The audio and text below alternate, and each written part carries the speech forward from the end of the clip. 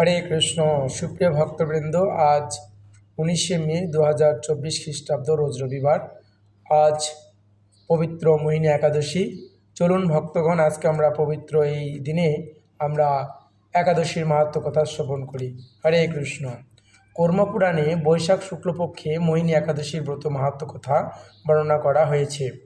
মহারাজ যুধিষ্ঠির বললেন, হে জনার্দন, বৈশাখ শুক্লপক্ষীয় একাদশীর নাম কি, ফল কি, কি তার বিধি, এই সকল কথা আমার নিকট বর্ণনা করুন।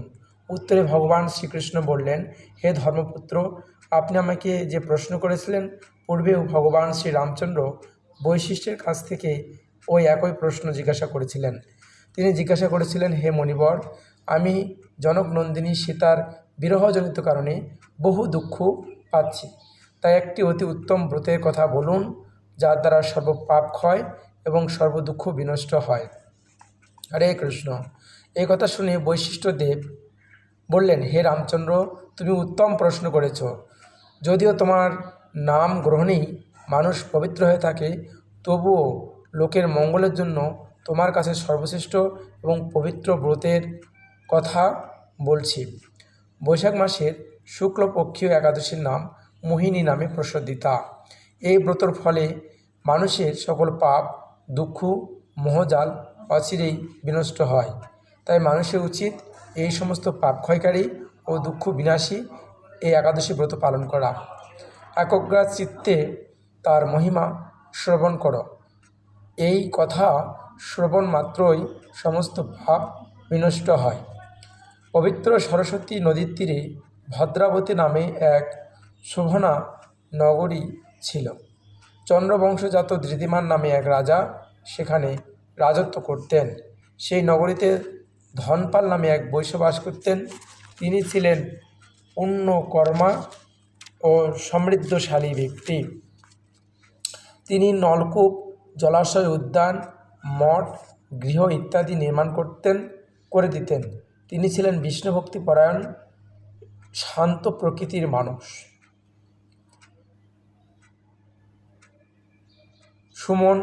সুমনা, দ্যুতিমান, মেধাবী ও সুকৃতি ও দৃষ্টবুদ্ধি নামে তার 5 জন পুত্র ছিল। পঞ্চম পুত্র দৃষ্টবুদ্ধি ছিল অতি অত্যাচারী। সে সর্বদা পাপকর্মে লিপ্ত থাকত। পর স্ত্রী সঙ্গ, বেশ্যা আসক্ত, লম্পট, দ্যুতক্রীড়া প্রভৃতি পাপে সে অত্যন্ত আসক্ত ছিল। দেবতা, ব্রাহ্মণ, পিতামাতার সেবার তার একেবারেই মতি ছিল না। সে অন্যায় কার্যে রত, দুষ্টু স্বভাব ও পিতৃধন ক্ষয়কারক ছিল। সবসময় সে ভক্ষণ করত এবং সুরাপানে মত্ত থাকত। পিতা ধনপাল একদিন পথ চলছিলেন। হঠাৎ তিনি দেখতে পেলেন দুষ্টবুদ্ধি এক বেশ্যার গলার হাত ধরে নিঃসংকোচে ঘুরে বেড়াচ্ছে। তার নির্লজ্জ পুত্রকে এভাবে চৌরাস্তায় ভ্রমণ করতে দেখে তিনি অত্যন্ত মর্মাহত হলেন। এই কুস্বভাব দর্শনে ক্রুদ্ধ হয়ে তিনি তাকে গৃহ থেকে বের করে দিলেন। তার আত্মীয় স্বজন তাকে পরিত্যাগ করল। তখন সে নিজের অলঙ্কার আদি বিক্রি করে জীবন অতিবাহিত করতে লাগলেন। কিছুদিন এভাবে চলার পর অর্থ অভাব দেখা দিল। ধনহীন দেখে সেই বেশ্যাগণ তাকে পরিত্যাগ করল।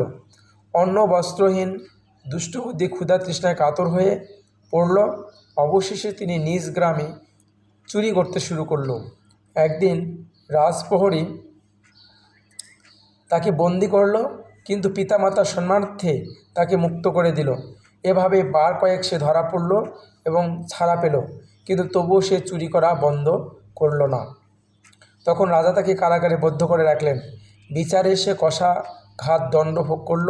রাজভোগের পর অন্য উপায়ে দুষ্টবুদ্ধি বনে প্রবেশ করল এবং সেখানে সে পশু পাখি বধ করে তাদের মাংস ভক্ষণ করে অতিশয় পাপময় দুঃখে জীবনযাপন করতে লাগলেন।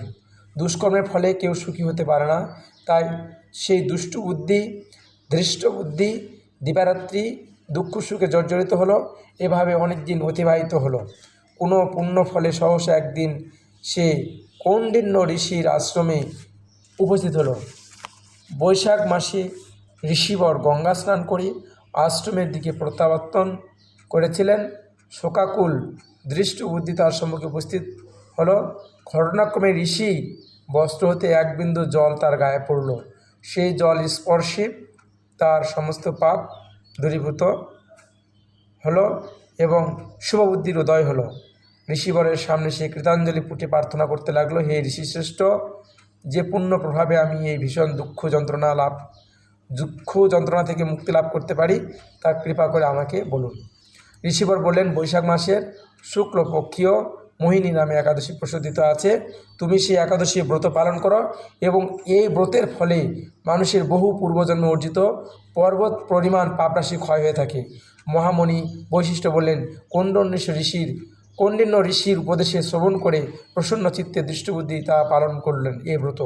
হে মহারাজ রামচন্দ্র, এই ব্রত পালনে সে নিষ্পাপ হল এবং দিব্যদেহ লাভ করে অবশেষে গুরুকে আহরণ করে সকল প্রকার উপদ্রবহীন বৈকুণ্ঠে গমন করল।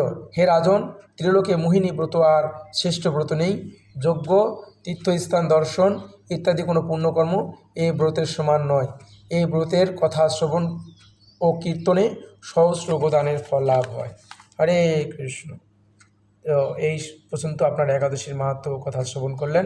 হরে কৃষ্ণ।